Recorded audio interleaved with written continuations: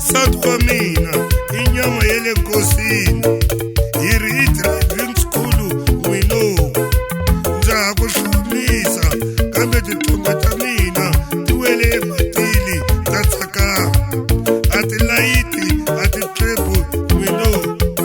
loko ndzi vona vanhu va vulavula va byi langutile ndzi ri va hlakula mina ndza vabya ndzi ni vuvabyi bya moya soul disease ndzi herile ku losela nhloko andzhaku ne le mahlweni ka vata wonge ndzo va mbuti yi tite checkers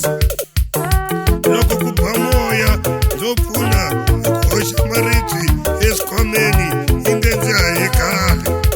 ndza vabya ndzi ni vuvabyi bya moya soul disease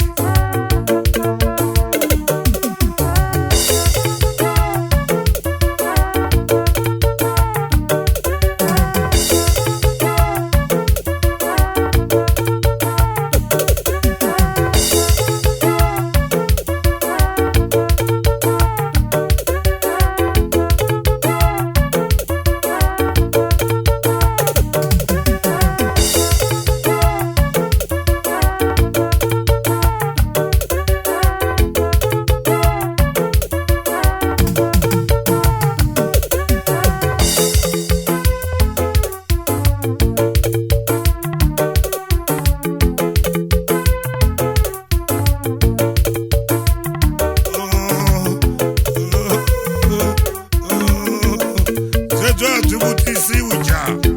wa hamba hi njha ya duma ya tsamaya i vuvabyi bya nyama physical disease u zondiwa hi maxaka vanghana nsati na vana se vanghana va wena ko va tinhongani exibedhlele wo twa ku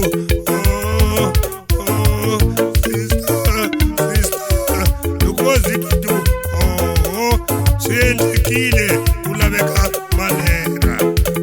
endyangwini wo votwa yini